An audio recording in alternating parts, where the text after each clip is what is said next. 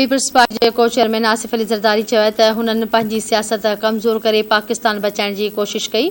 अनोखे लाॾले जे 4 सालनि जी पॉलिसी सबबि अॼु महांगाई आहे। अॻूणे सदर आसिफ अली ज़रदारी सां पीपी उहिदेदारनि बिलावल हाउस में मुलाक़ात कई आहे। उन मौक़े ते ॻाल्हाईंदे आसिफ अली ज़रदारीअ चयो त हुकूमत करण जो मौक़ो मिलियो त पाकिस्तान खे 110 डिग्री ताईं तब्दील कंदसि। इंशाअल्लाह ईंदड़ हुकूमत पीपीए जी हूंदी, मुकमल शेयर वठंदासीं। हुन चयो त हाणे पंजाब में वेहंदसि ऐं सभिनी सां गॾिजी कमु कंदसि। इहो चवण त पंजाब गिलगित बल्तिस्तान में पीपी ख़तम थी वई निसोरो कूड़ आहे। असां पंहिंजी सियासत कमज़ोर करे पाकिस्तान बचाइण जी कोशिश कई। अनोखे लाॾले जे 4 सालनि जी पॉलिसियुनि सबबि अॼु महांगाई आहे। संदसि चवणु हो त इहे असांजे किथे था ॿुधनि, जॾहिं ज़रूरत पवंदी आहे तॾहिं ॿुधंदा आहिनि। पंजाब में वेहणो आहे ऐं कारकुननि खे इज़त ॾियणी आहे।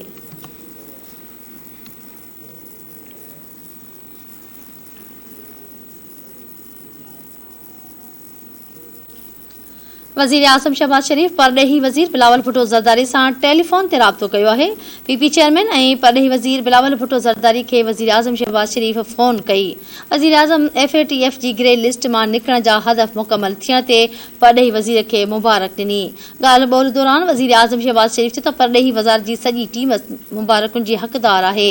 बिलावल भुट्टो ज़रदारी जो चवणो हो त पंहिंजूं समूरियूं कोशिशूं करे मुल्क खे हर ॾुखियाईनि मां कढण जी जिदोजहद कंदो रहंदसि। वज़ीर आज़म शहबाज शरीफ़ चयो त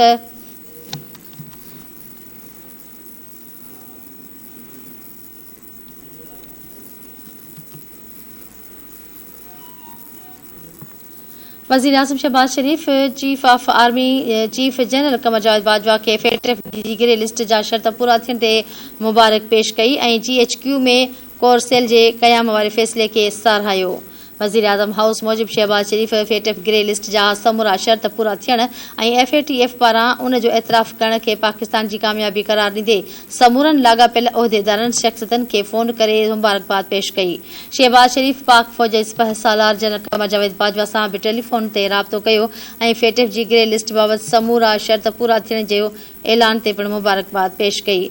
वज़ीर आज़म FATF शर्त पूरा करण लाइ आर्मी चीफ जी GHQ में कोर सेल जे क़याम वारे फ़ैसिले खे पिणु साराहियो ऐं कोर सेल में शामिल समूरनि सिविल ऐं मिलिट्री क़यादतुनि खे टीम खे शाबाशी पेश कई।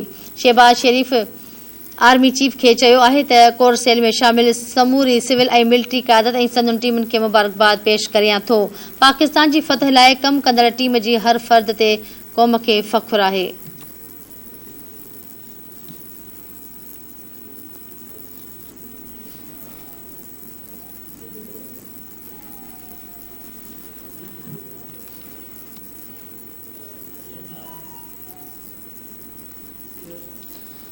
परॾेही मामलनि बाबति ममलकती वज़ीर हिना रब्बानी ख़र चयो त अञा ग्रे लिस्ट मां निकिरण जो अमल शुरू थी वियो आहे। इस्लामाबाद में प्रेस कॉन्फ्रेंस कंदे हिना रब्बानी ख़र चयो त पाकिस्तान मनी लॉन्ड्रिंग रोकण लाइ असराइता क़दम खयां। ख़ुशी आहे त FATF पाकिस्तान खे क्लियर करे छॾियो आहे ऐं पाकिस्तान जे शर्तुनि जी पूराई वारी कोशिश खे मञे वरितो आहे। हिना रब्बानी ख़र चयो त FATF टीम मुशावरत खां पोइ पाकिस्तान ईंदी ऐं उमेद आहे त अक्टूबर महीने ताईं ग्रे लिस्ट मां निकिरण जो अमल मुकमल थी वेंदो। ग्रे लिस्ट मां निकिरण बाद पाकिस्तान जूं मुआशी हालतूं बहितर थींदियूं। ममलकती वज़ीर चयो त FATF सां पाकिस्तान जो सहकार असांजे हिकमत अमली जो हिसो आहे। असां FATF अख़्तियारनि सां राब्ते में आहियूं। पाकिस्तान जो FATF ऐं आलमी बिरादरी सां सहकार मईशत बहितर बणाइण जी कोशिश आहे। इंशाअल्लाह जल्द पाकिस्तान ग्रे लिस्ट मां निकिरी वेंदो। हिना रब्बानी ख़र चयो त पाकिस्तान खे ॾिनल शर्तूं ॾुखियूं हुयूं ऐं पाकिस्तान अकेलो मुल्क आहे जंहिंखे शर्तुनि जी पूराई लाइ ॿिनि एक्शन प्लान्स ते हिक ई वक़्तु अमल करणो आहे। संदसि चवणु हो त जीअं कंहिं मुल्क खे ग्रे लिस्ट मां शामिल करण जो हिकु अमल आहे, अहिड़े नमूने निकिरण जो बि हिकु अमल आहे। उहो चवणु हुयो त घणो कुझु थी वियो पर उन खां अॻु पासो करणु घुरिजे, पर इहो बि चवणु ग़लति आहे त असां ग्रे लिस्ट मां नाहियूं निकिता।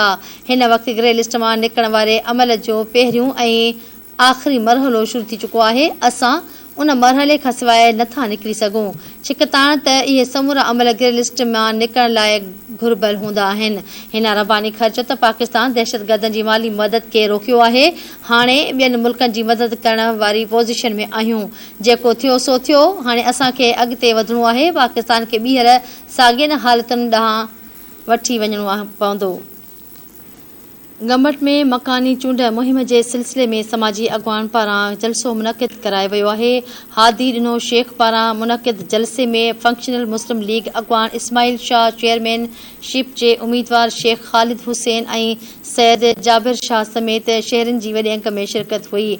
अगवाननि चयो त 14 साल में पीपी हुकूमत गंबट लाइ को बि मेगा प्रोजेक्ट न ॾिनो, जेका वॾी अफ़सोस जी ॻाल्हि आहे। हुननि चयो त हुकूमत पारां मिलंदड़ बजट नुमाइंदनि जे खीसनि में वञण सबबि शहर खंडर बणिजी वियो आहे। अगवाननि चयो आहे त मकानी चूंड में कामयाबी थी त गंबट ऐं भरपासे जे शहरनि ऐं घिटियुनि खे ख़ूबसूरत बणायो वेंदो। रहवासियुनि समूह बुनियादी सहूलियत खां महरूम बणियल आहिनि। संदनि मायूसीअ खे ख़त्म करे अगवान खे सिंध जी सकाफ़त अजरकनि जा तोहफ़ा पेश कया विया।